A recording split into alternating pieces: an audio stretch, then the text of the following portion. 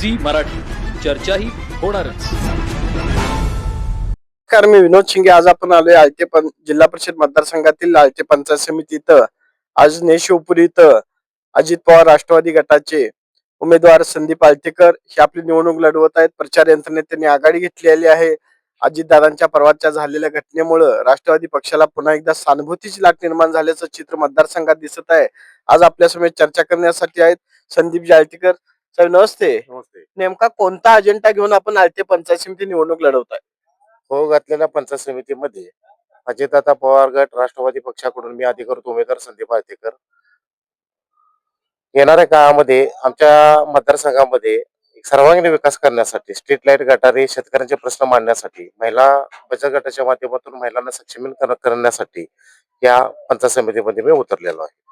आता वरचा उमेदवार आपल्याला नसताना आपण सिंगलच पंचायत समिती निवडणूक लढवत आहे. नेमका याचा उद्देश काय? पंचायत समिती हा एक मुख्य उद्देश धरूनच आम्ही ह्यामध्ये उतरलेलो आहे. जिल्हा परिषदेच्या माध्यमातून वरची सीट मिळो अगर न मिळो, परंतु पंचायत समिती लढवायचा हा निर्धार व्यक्त करूनच आदरणीय मुश्रीफ साहेबांच्या माध्यमातून त्यांच्या आशीर्वादाखाली ही मी लढाई हातात घेतलेली आहे. आळते पंचायत समिती मतदारसंघातील मतदारांना आपण काय संदेश द्याल? येणाऱ्या काळात ही लढाई धनशक्ती विरुद्ध जनशक्ती आहे. येणाऱ्या काळात बरेच या येणाऱ्या निवडणुकीमध्ये अति पैशाचा वापर, गैरवापर, दबाव तंत्र अवलंबलं जाईल, परंतु जनतेने सर्वसामान्य एखाद्या सुशिक्षित तरुणाच्या मागे राहावं. येणाऱ्या काळात मुश्रीफ साहेबांच्या माध्यमातून, राष्ट्रवादीच्या माध्यमातून नक्कीच या मतदारसंघामध्ये विकासाची गंगा आणल्याशिवाय मी राहणार नाही. एक तालुका अध्यक्ष म्हणून आपण नेमकं काय सांगाल? तालुका अध्यक्ष म्हणून मला या ठिकाणी असं सांगायचं आहे की राष्ट्रवादी काँग्रेस पक्षाचा हा बालेकिल्ला होता.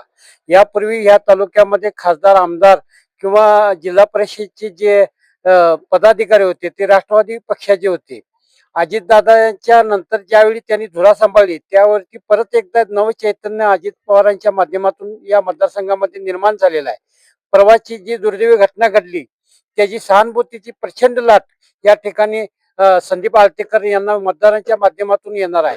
अजितदादाचा विकासाचा अजेंडा कायम ठेवून शाहू फुले आंबेडकरांचा विचार या ठिकाणी रुजवण्यासाठी परत एकदा या ठिकाणी संदीप आळतेकरच्या माध्यमातून या उमेदवाराला निवडून द्या असं तालुका अध्यक्ष म्हणून मी या ठिकाणी आवाहन करतो.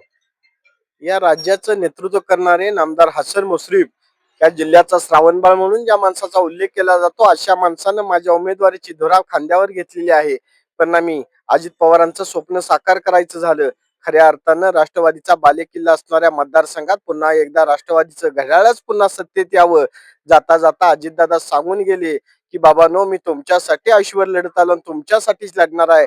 अजितदादांच्या हातातील घड्याळ हेच त्यांचं शेवटचं ओळखीचं चिन्ह ठरलं आणि त्याच घड्याळ चिन्हाला आपण प्रचंड मताने निवडून द्या असं आव्हान आता संदीप आळतेकर यांनी केलं. त्याबद्दल मी त्यांचा आभार मानतो.